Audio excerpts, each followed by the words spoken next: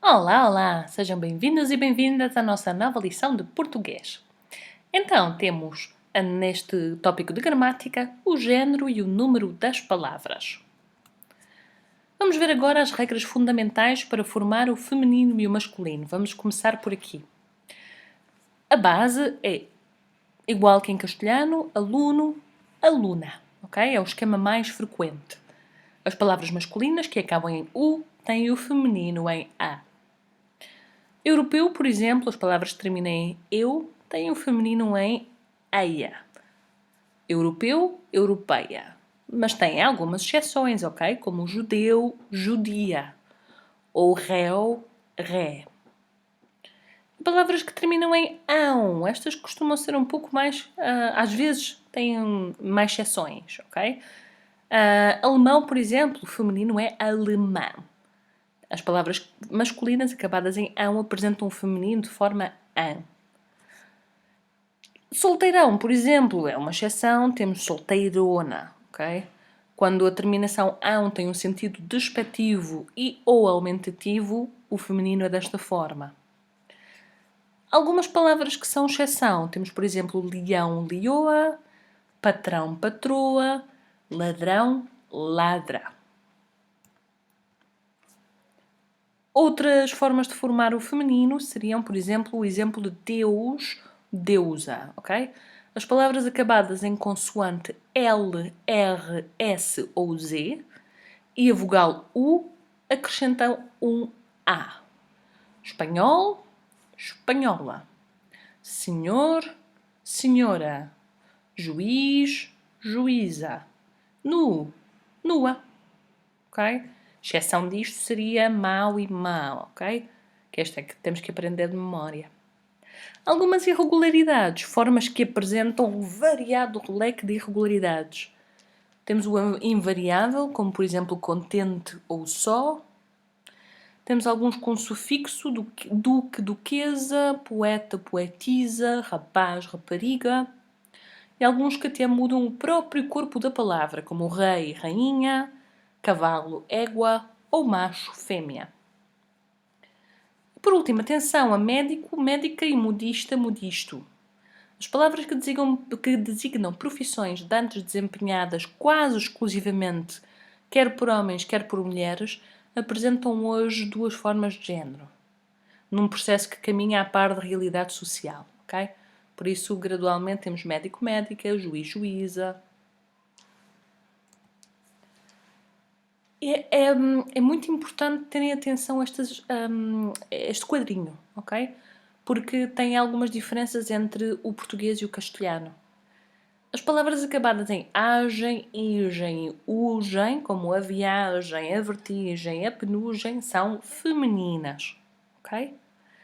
Há palavras em português que mantiveram o género feminino, ao contrário do que aconteceu no castelhano.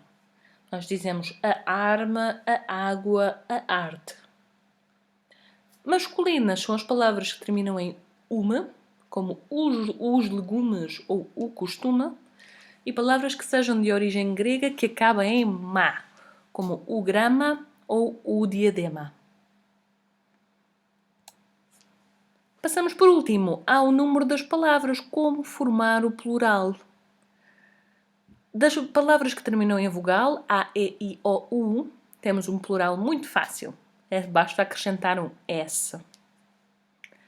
Por isso temos a casa, as casas, o pente, os pentes, o táxi, os táxis, o marido, os maridos, o urubu, os urubus.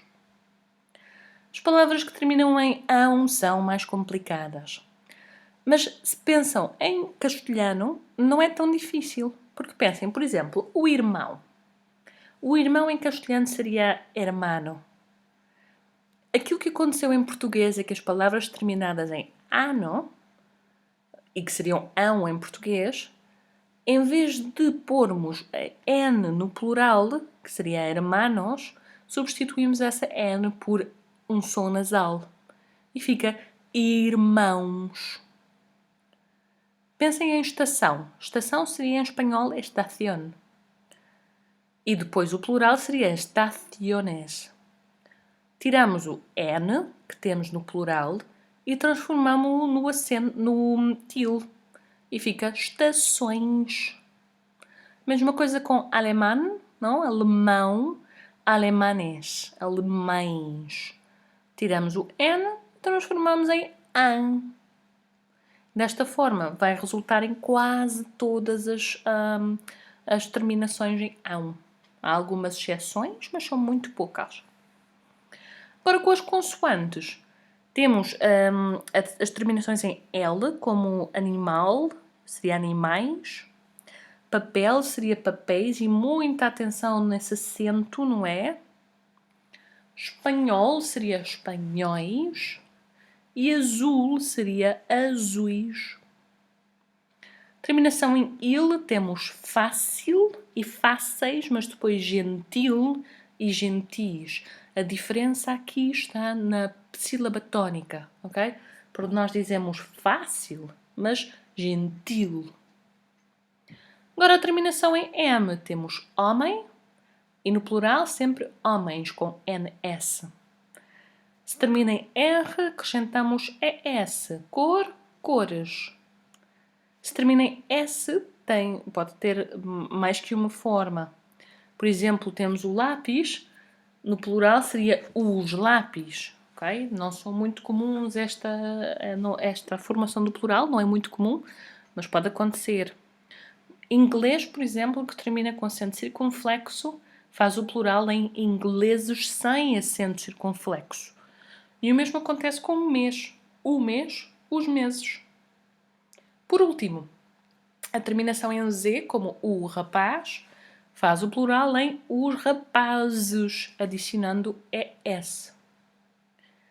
Se tiverem alguma dúvida com relação à formação do feminino, do masculino, do plural, usem o fórum para perguntar alguma dúvida, ok? Porque quanto mais leituras fizerem, quanto mais se acostumem a ler em português, mais se vão dar conta das diferenças.